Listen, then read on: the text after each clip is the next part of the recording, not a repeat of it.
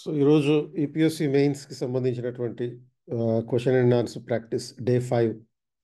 So ఈరోజు topic ఏంటంటే caste census. ఈ మధ్యన చాలా విస్తృతంగా ఇది చర్చలోకి వచ్చినటువంటి అంశం.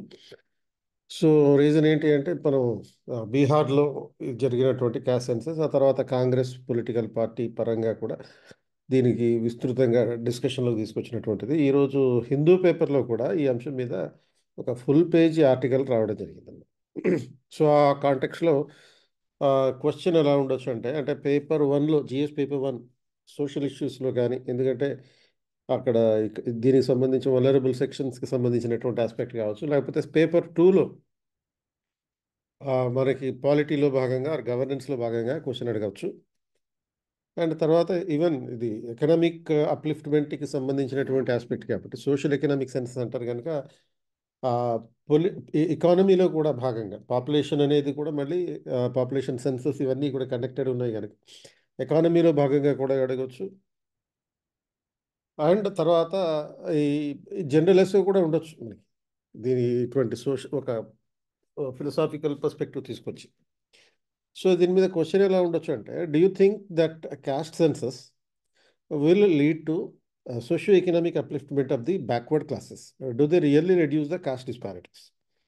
సో ఇది క్వశ్చన్ అనమాట. అంటే ఈ సోషియో ఎకనామిక్ అప్లిఫ్ట్మెంట్ ఓబీసీలకి సంబంధించినటువంటి సోషియో ఎకనామిక్ అప్లిఫ్ట్మెంట్ కోసం క్యాస్ట్ సెన్సస్ని ఉపయోగించవచ్చా? సో దీనివల్ల క్యాస్ట్ డిస్పారిటీస్ నిజంగానే తగ్గుతాయి. సో దీని మీద ఆ, ఈ క్వశ్చన్ ఎందుకు అనే దానికి సంబంధించి why this question caste census in Bihar and demand for conducting caste census across the country, ఇది రీజన్. అండ్ కీవర్డ్స్ ఏంటి? క్యాస్ట్ సెన్సస్ అనేది ఒక కీవర్డ్, దానికి సంబంధించి తర్వాత సోషియో ఎకనామిక్ అప్లిఫ్ట్మెంట్, తర్వాత బ్యాక్వర్డ్ క్లాసెస్. సో ఈ క్వశ్చన్లో ఉన్నటువంటి ఆస్పెక్ట్ ఏంటంటే, demand of the question expanding the socio economic implications of the explaining the socio economic implications of the caste census. So దీనికి ఇంట్రొడక్షన్ ఎలా ఉండాలి? బీహార్ క్యాస్ట్ సెన్సస్ డేటా గురించి మనం కొంత చెప్పొచ్చు.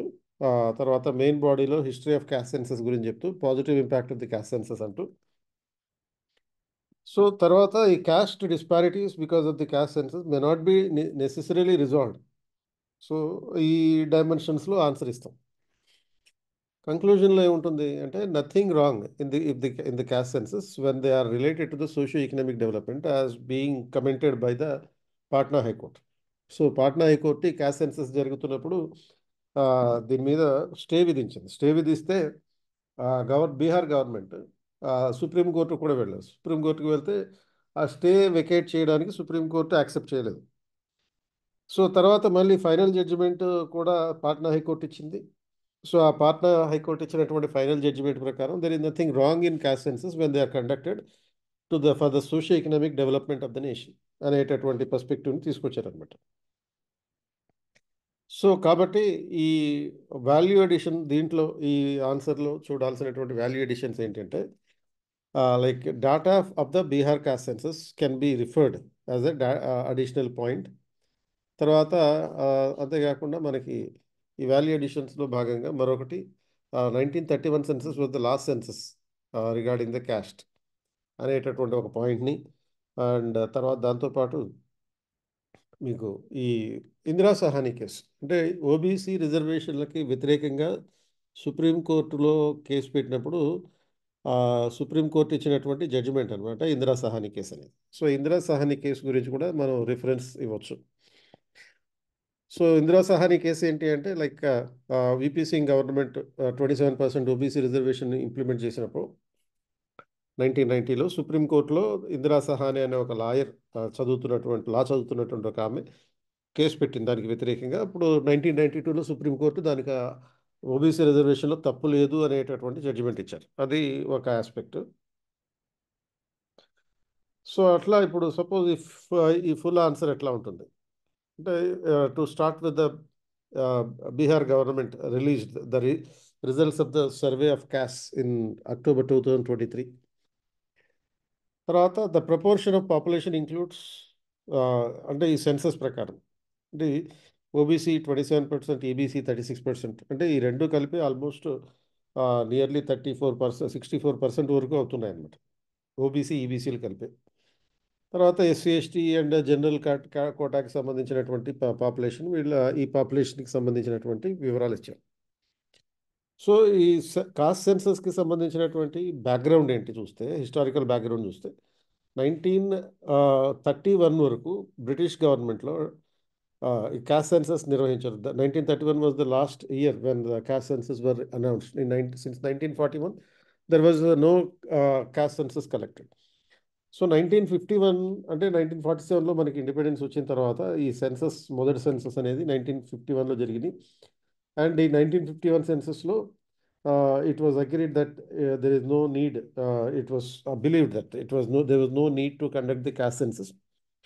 ఎందుకంటే ఈ క్యాస్ట్ సెన్సస్ కండక్ట్ చేస్తే దానివల్ల మళ్ళీ సోషల్ డిఫరెన్సెస్ వస్తాయి అనేటటువంటి పర్స్పెక్టివ్ అనమాట. సో అప్పుడు కాకపోతే దీనికి మళ్ళీ ఒక ఎక్సెప్షన్ ఇచ్చారు. ఏంటి, ఎస్సీ ఎస్టీ సెన్సస్ తీసుకోవచ్చు అనేటటువంటి ఎక్సెప్షన్ ఇచ్చారు. అండ్ తర్వాత మళ్ళీ ఈ మండల్ కమిషన్ 1980లో, ఈ ఓబీసీ కమిషన్ అంటుంది దాన్ని. ఈ మండల్ కమిషన్ వాళ్ళు ఓబీసీ సెన్సస్, ఓబీసీ పాపులేషన్ ఇన్ఫార్మల్గా తీశారు. And according to the Mandal commission, around 52% of the total population are the OBCs in the country. అంటే దేశం మొత్తం మీద ఉన్న జనాభాలో 52% ఓబీసీలే ఉన్నారనేది. సో దీనివల్ల నిజంగానే సోషియో ఎకనామిక్ డిస్పారిటీస్ తగ్గుతాయా అనేది క్వశ్చన్. సోషియో ఎకనామిక్ అప్లిఫ్ట్మెంట్ జరుగుతుందా ఓబీసీలది అనేది క్వశ్చన్. కాబట్టి దాని అడ్వాంటేజెస్, సోషియో ఎకనామిక్ సెన్సస్ వల్ల కలిగే అడ్వాంటేజెస్ ఏంటి అంటే, ఈ సోషియో ఎకనామిక్ సెన్సస్ కలెక్ట్ చేస్తే కనుక government can make better policies.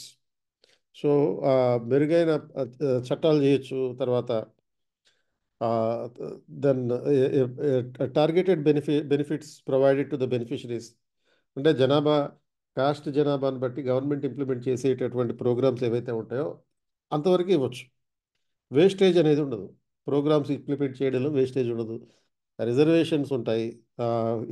SC ST ఓబీసీలకి రిజర్వేషన్లు ప్రాపర్గా ఇవ్వచ్చు జనాభా నిష్పత్తిని బట్టి. Adequate political representation to the under privilege can be guaranteed. అంటే ఈ పొలిటికల్ రిప్రజెంటేషన్ కూడా ఇవ్వచ్చు. ఓబీసీ రిజర్వేషన్ కూడా ఇచ్చే అవకాశం ఉంటుంది. అంటే ఈ లోక్సభ ఎలక్షన్స్కి కానీ, ఎమ్మెల్యే ఎలక్షన్స్కి కానీ.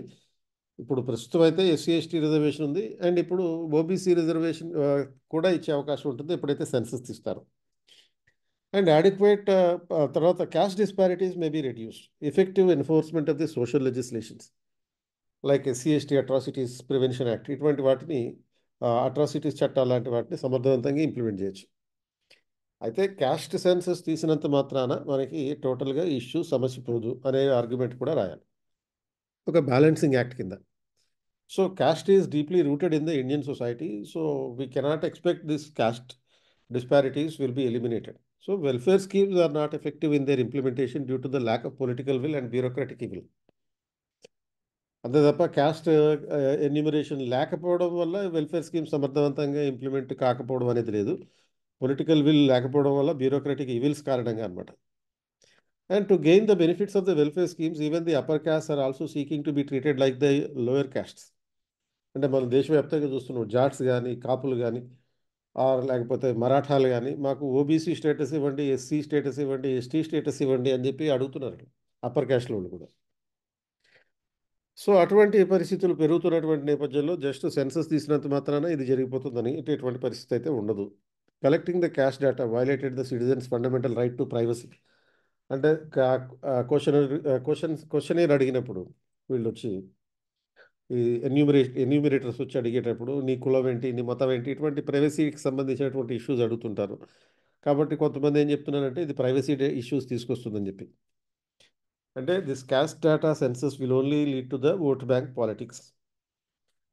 సో రెండు రకాల ఆర్గ్యుమెంట్స్ చెప్పాము. దీనివల్ల ప్రయోజనం ఉంది, సోషియో ఎకనామిక్ అప్లిఫ్ట్మెంట్ జరుగుతుంది, అది పూర్తిగా నిజం కాకపోవచ్చు అనేటటువంటి అంశాలు. సో కంక్లూజన్లో ఏం చెప్పాలి, constitutionally state government can collect statistics under the concurrent list.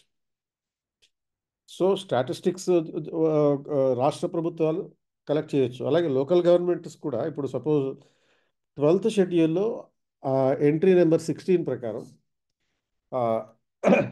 Even urban local governments కూడా సిగ్నిఫికెంట్ డాటా, అంటే స్టాటిస్టికల్ డాటా కలెక్ట్ చేయడం అంటే including births and deaths. Data related to statistics related to births and deaths can be collected by the local government in the urban areas. So అట్లా data collect చేయొచ్చు. ఓవరాల్గా census collect చేసేటటువంటి అవకాశం లేకపోయింది, ఎందుకంటే census అనేది ఎక్కువ సెంట్రల్ గవర్నమెంట్కి సంబంధించినటువంటి ఇష్యూ. కాబట్టి సెన్సస్ కేంద్రం కలెక్ట్ చేసినా చేయకపోయినా రాష్ట్రాలు మాత్రం ఈ స్టాటిస్టిక్స్ కలెక్ట్ చేసి ఏ రాష్ట్రానికి ఆ రాష్ట్రం లోకల్గా ఉండేటటువంటి అవసరాల మధ్య ఈ ప్రోగ్రామ్స్ని డిజైన్ చేసుకుంటే మంచిది అనేటటువంటి పాయింట్ తోటి కంక్లూడింగ్ చేసుకోవచ్చు.